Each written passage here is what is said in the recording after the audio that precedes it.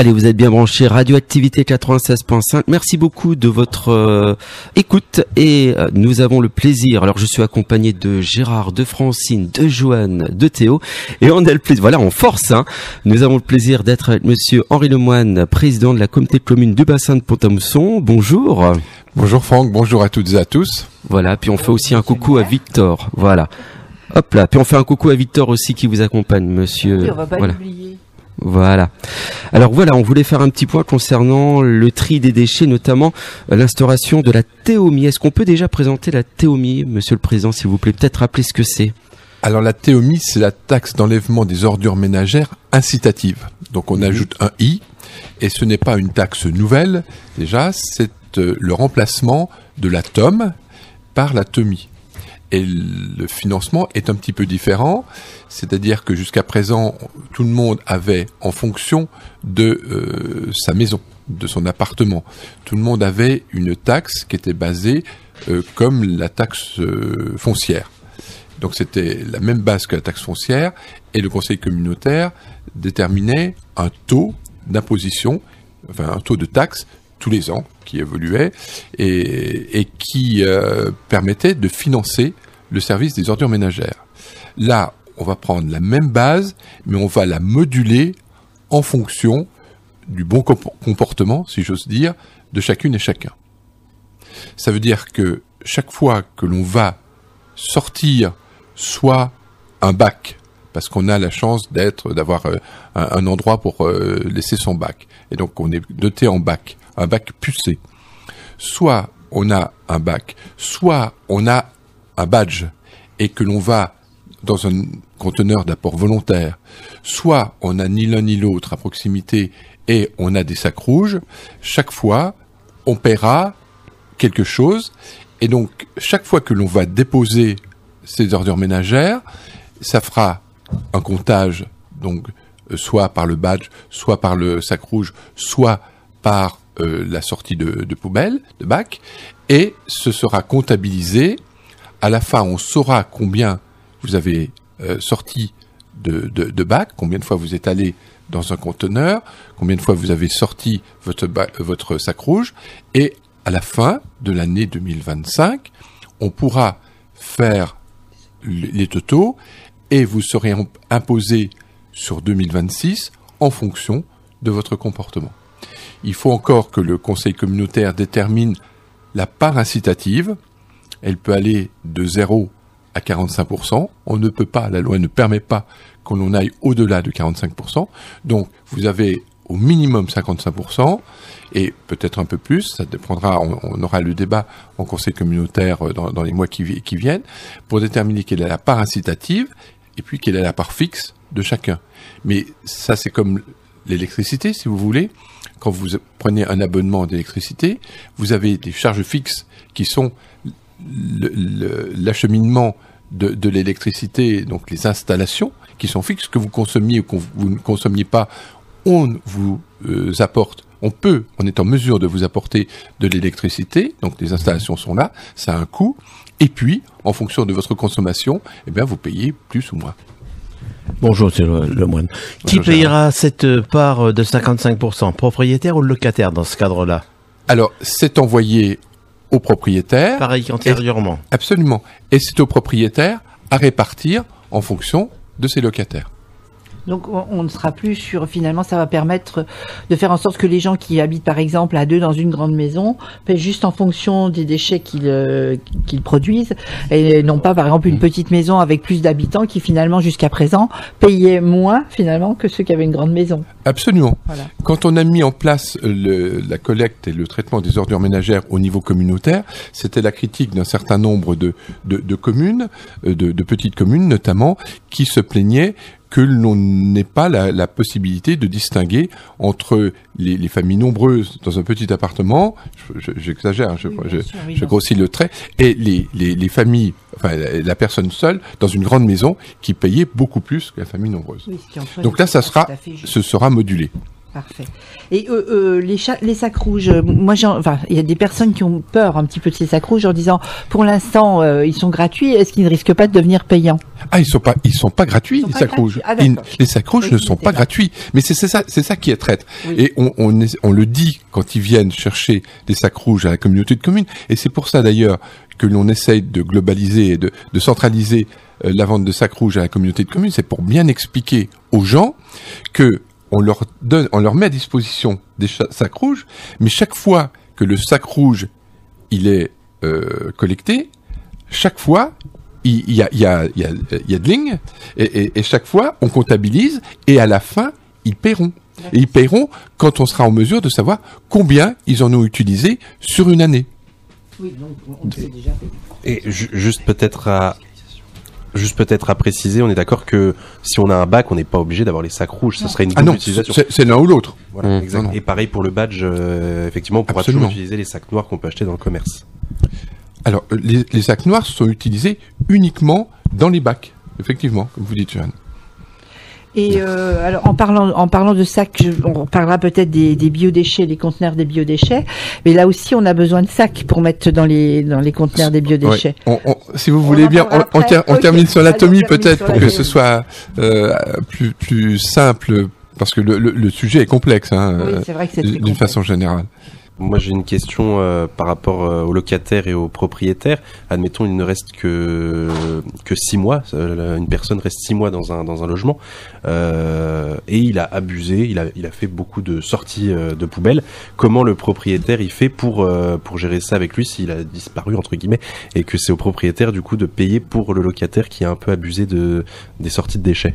Je pense que quand le propriétaire fait un état des lieux et quand il fait le solde de tout compte, eh bien il faut qu'il garde les coordonnées de son locataire et à ce moment-là, il pourra se retourner vers lui en lui disant voilà ce qui reste d'impôts et d'impôts d'une façon générale et de taxes sur les ordures ménagères. Parce que ça, il peut pas le faire il peut pas le faire avant. Il faut forcément attendre la fin de l'année, oui, j'imagine quelques semaines après, le temps de faire les calculs. Alors beaucoup de gens aujourd'hui se disent mais combien je vais payer?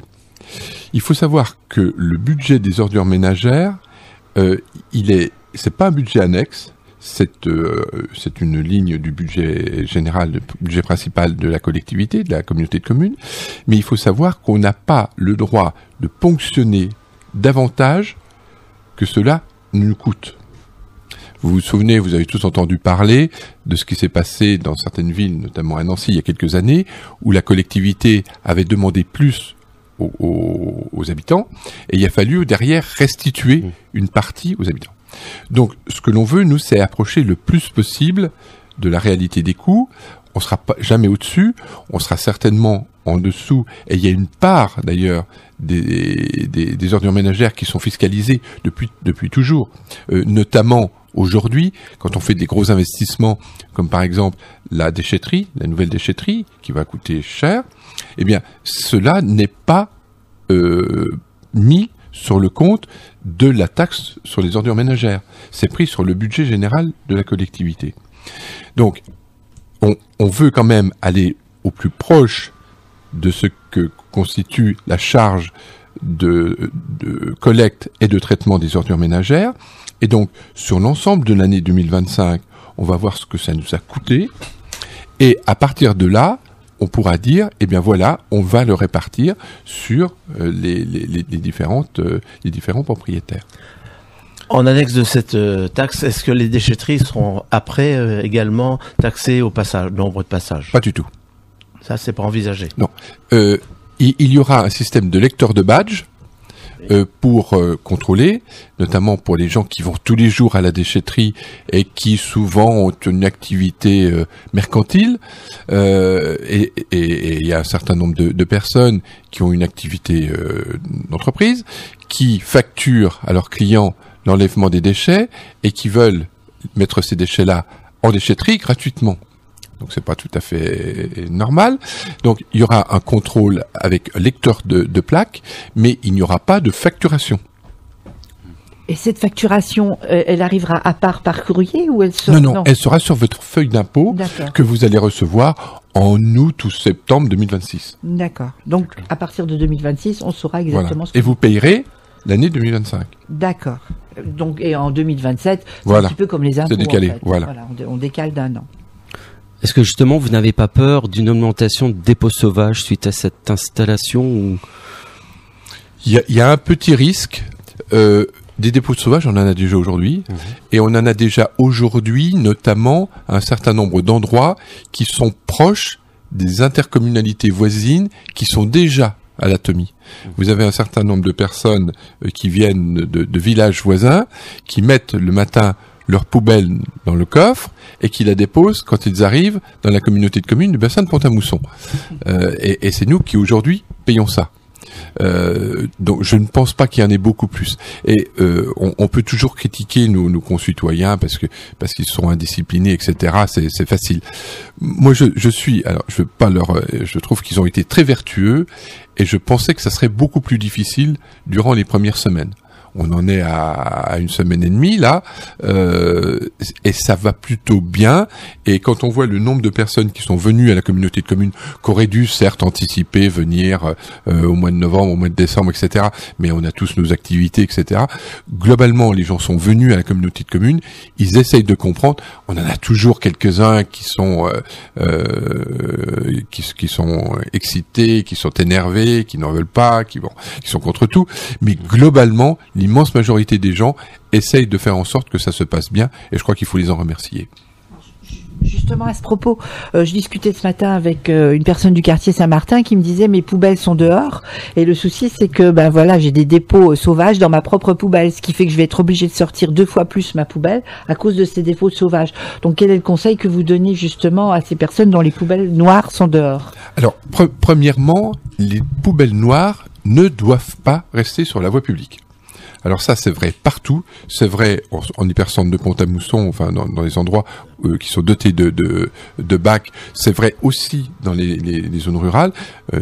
Les collègues de zones de villages se plaignent souvent que les poubelles restent devant la maison.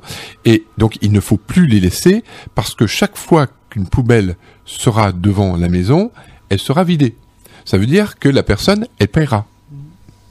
Donc si un jour il y a deux poubelles, deux ramassages par semaine et que les poubelles sont sorties, eh bien elle paiera 2 fois. Donc il faut faire très attention à ça. L'objectif, c'est que les gens rentrent leurs poubelles dès que la collecte est passée, et il y a certainement un certain nombre d'endroits où il est difficile de rentrer sa poubelle, et là, dans ces cas-là, on peut voir, il faut voir au cas par cas, c'est ce qu'on a toujours dit avec Bernard Bertel, le vice-président en charge des déchets, on regardera au cas par cas comment on peut faire pour mettre éventuellement un petit conteneur devant ou un système qui fasse en sorte que la poubelle puisse rester dehors, mais ça sera au cas par cas et elle ne sera pas accessible. Il y aura de toute façon un geste de l'habitant pour pouvoir montrer au collecteur, à la personne, au camion, que la poubelle doit être ramassée. Est-ce que vous avez un chiffre, un nombre à nous donner de sorties de nos déchets, d'une famille lambda, on va dire, par an, justement, pour payer le moins possible de surtaxe Aujourd'hui, on ne sait pas, puisqu'on n'a pas encore déterminé quel était le taux du I, de l'incitatif. Mais on le saura prochainement. Mais l'objectif, c'est de faire en sorte que chacun sorte sa poubelle quand elle est pleine. Et que on les garde le plus longtemps possible. Et c'est pour cela que la réforme, elle n'est pas si bête que ça. C'est-à-dire qu'elle a été jumelée avec ce que évoquait Francine tout à l'heure, c'est-à-dire les biodéchets. Et aujourd'hui, quand vous enlevez tout ce qui est plastique, pot de yaourt, carton, tout ça c'est du recyclable. Vous mettez tout ça dans le sac jaune et vous avez une énorme quantité de déchets qui partent déjà en recyclage. Une fois que vous avez enlevé tous les biodéchets que vous mettez dans votre composteur au fond du jardin, c'est la meilleure solution, ou que vous allez mettre, si vous n'avez pas de jardin ou de fond de jardin, que vous allez mettre dans les collecteurs de biodéchets que l'on a installés un petit peu partout, et on peut en remettre s'il y a besoin à certains endroits. Une fois que vous avez mis tout cela en recyclage et en valorisation, il reste peu de choses dans ce qu'on appelait avant les poubelles noires. Hein. Et donc, à ce moment-là, vous la sortez une fois par mois, normalement, ça doit pouvoir être suffisant. Et d'ailleurs, il y avait des inégalités, il faut le dire, dans notre territoire, parce que vous aviez déjà des communes qui avaient fait beaucoup de gestes pour le tri et qui n'avaient plus une collecte qu'une fois par mois. Et vous aviez des endroits où vous aviez des collectes 2-3 fois par mois. Ou 2-3 fois par semaine, quelquefois. Alors, c'est vrai aussi que quand vous habitez dans un appartement au cœur de Pont-à-Mousson, c'est difficile de garder des gros sacs en permanence. Mais avec cette possibilité de tri aujourd'hui, les gros sacs, ils vont diminuer énormément. Donc, et il faut les sortir que lorsqu'ils sont pleins. Et puis justement les biodéchets, c'est vraiment les sortir le plus souvent possible pour éviter tout ce qui est fermentation, tout ce qui est auprès des appartements. Alors je vais peut-être poser une autre question. Est-ce que le fait que la communauté de communes du bassin de Pont-à-Mousson, si tout le monde met moins sa poubelle devant la maison, ce qui est une très bonne chose, ça je l'admets, est-ce qu'il va y avoir des postes qui vont être supprimés, vu que j'imagine qu'il y aura moins de travail potentiellement pour ceux qui s'en chargent au quotidien? Oh, je ne pense pas, non, parce que de toute façon, il y aura toujours du passage. Il y aura certainement un déport, et on l'a vu d'ailleurs déjà depuis un certain nombre de mois. On voit qu'il y a beaucoup plus de sacs jaunes. Donc il y a beaucoup plus de tournées de collecte sélective que de collecte d'ordures ménagères. Et l'objectif, c'est de baisser le tonnage d'ordures ménagères. Pourquoi ? Aujourd'hui, on est à peu près à 9200 tonnes de déchets final, on doit dire en français, qui sont enterrés, qui sont enfouis dans un centre d'enfouissement. Dans quelques années, on ne pourra plus enfouir. Donc il faut qu'on trouve des solutions alternatives. La solution, ça sera certainement, très certainement, aujourd'hui c'est ce qui prévaut un peu partout en France, ça sera l'incinération. Donc il faudra qu'on porte nos déchets dans un incinérateur à Nancy, à Bar-le-Duc. On est en train de travailler sur tout ça. Et l'objectif, c'est de diminuer cette part-là. Parce que ça sera plus coûteux encore par l'incinération. Et puis aussi par un autre effet, c'est qu'on a une taxe sur les déchets enfouis, qui s'appelle la TGAP, et cette taxe-là, elle augmente à une vitesse vertigineuse. On est passé de 35 € aujourd'hui à 58, 65 après-demain. Donc, ce que l'on espère faire en baissant ce tonnage-là, c'est de faire en sorte que l'on puisse absorber cette augmentation de taxes sans la répercuter sur le producteur, enfin sur le producteur, non, sur la personne qui met ses déchets. Le producteur, il est bien en amont, mais celui-là, dans notre société, on a du mal de le toucher. Alors justement, les déchets alimentaires, où sont-ils traités? Comment sont-ils traités? Alors les déchets alimentaires... seront Ils sont déjà. Et seront. Ils sont collectés, ils sont emmenés, ils restent dans la communauté de communes, ils sont emmenés à Port-sur-Seille, alors c'est sur le territoire de Port-sur-Seille, mais c'est sur Port-sur-Seille, mais c'est à la limite de la communauté de communes sur la route de Nomny. Il y a Nancy Compost, qui est un établissement qui est là, qui a eu l'appel d'offres. On a lancé une consultation, c'est eux qui ont répondu et qui ont été pris. Et eux, ils font du biogaz avec ça. Donc ils le font fermenter, tout ça fermente, et il y a du gaz qui est fait, et ce gaz-là, il est valorisé et il est réintroduit dans les conduits de GRDF, et il y en a une proportion qui peut aller dans les réseaux GRDF, et ça contribue à baisser la part de gaz naturel que l'on importe d'ici ou là, plus de Russie aujourd'hui, mais d'Algérie ou d'autres pays. Alors, monsieur le maire, j'avais une question à vous poser concernant les déchets fermenticibles qu'on met dans les composteurs, idoines, comme on dit. Il y a beaucoup de personnes qui ont peur que ça attire les rats. Donc, je voulais vous en parler parce que c'est une crainte que j'ai entendue. Alors, sûr que non. Les rats ne viendront pas parce que les bacs sont étanches. Ils sont en béton, en fer, pardon. Ils sont en fer, et le bac qui est à l'intérieur est en plastique. Donc, si tout le monde fait bien son travail, il n'y aura pas de déchets qui traîneront autour. Donc, il n'y aura pas plus de rats. D'accord. Alors, des rats, il y en a un certain nombre. C'est un problème qu'il faut pas nier. ça vient de la façon dont vivent un certain nombre de nos concitoyens et c'est quelquefois dramatique dans un certain nombre d'appartements parce que les gens ont une tendance à garder leurs déchets et bien avant que l'atomie, etc. Et pour tout vous dire, vendredi soir, on est allé dans une maison parce que à la demande des pompiers et la maison était infestée de rats. Wow. Et des gens vivent comme ça aujourd'hui. En 2025 à Pont-à-Mousson. Sachant que les rats sont vecteurs de maladies. Ah, de maladies, etc. La rage, la peste, le choléra. Donc on fait tout ce que l'on peut pour les éradiquer. Chaque fois qu'on nous demande, on répond. Contrairement à certaines allégations qu'il peut y avoir sur certains réseaux sociaux, y compris des gens à qui on fournit du raticide, mais qui disent qu'on fait rien.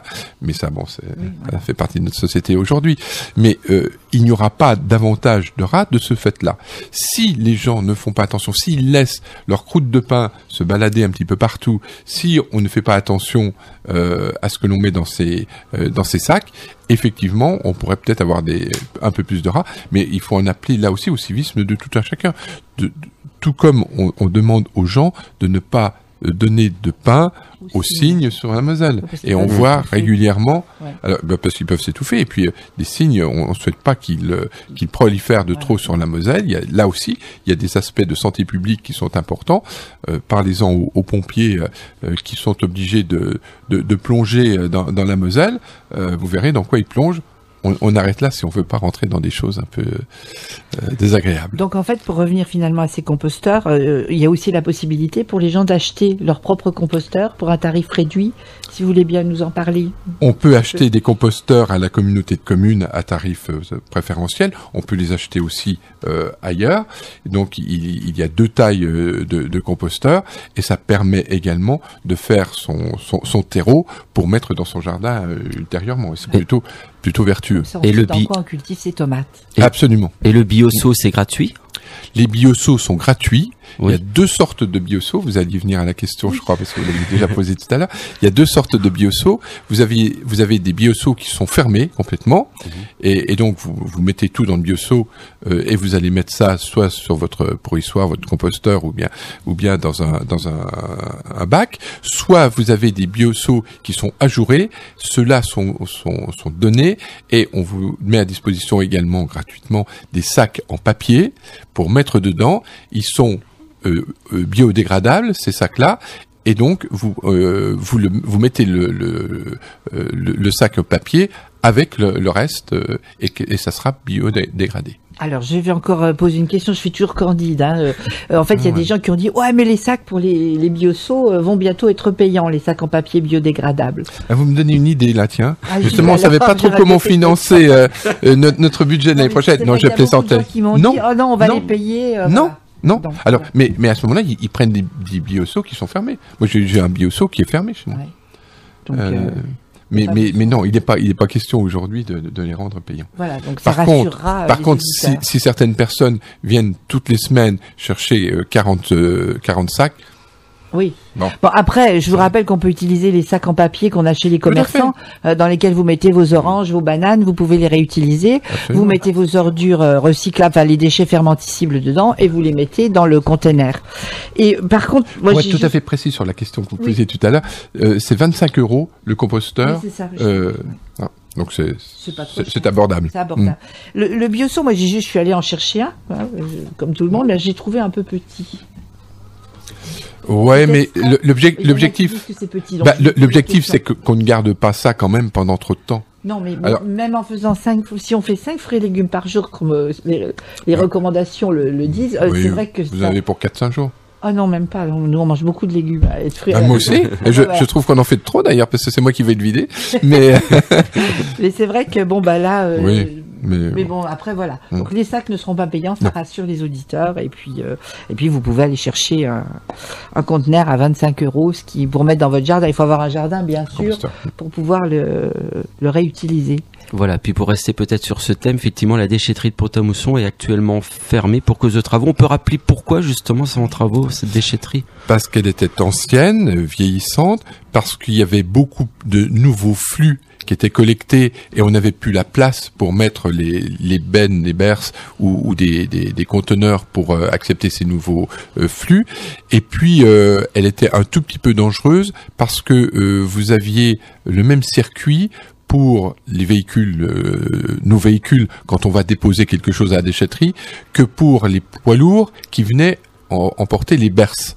Donc là, on va avoir une déchetterie avec 2 circuits, un circuit haut pour les véhicules qui viennent déposer des éléments dans les différentes bennes.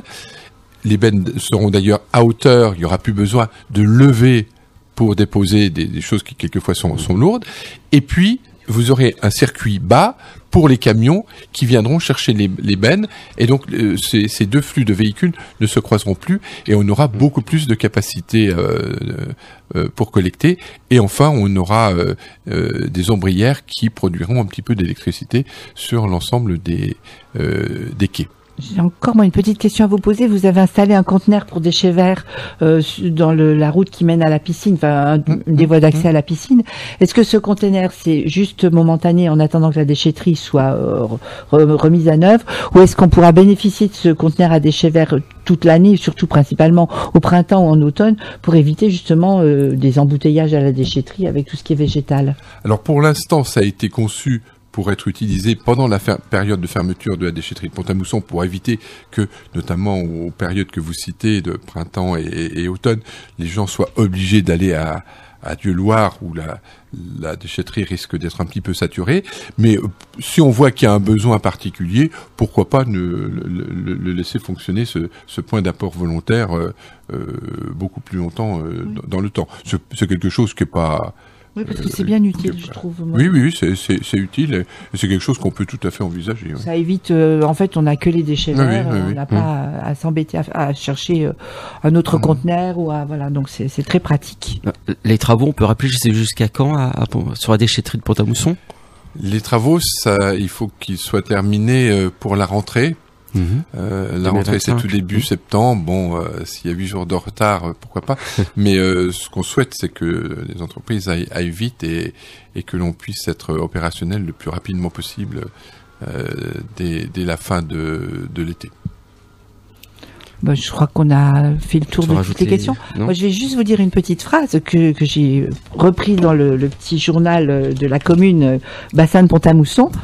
Une maxime à retenir pour cette année, et les autres d'ailleurs, c'est mieux trier, c'est moins payer. Tout à fait. Et c'est important. Il y a des sources d'économie pour nos taxes. Peut-être qu'on ne verra pas de baisse, mais en tout cas, pas d'augmentation, et c'est ce qu'on aimerait bien, c'est de pouvoir absorber les augmentations qui nous sont imposées par les taxes qui augmentent à la vitesse grand V. Où se procurer des raticides, comme ou ville de Pont-à-Mousson? Ville de Pont-à-Mousson, voire cycle d'eau, syndicat d'assainissement.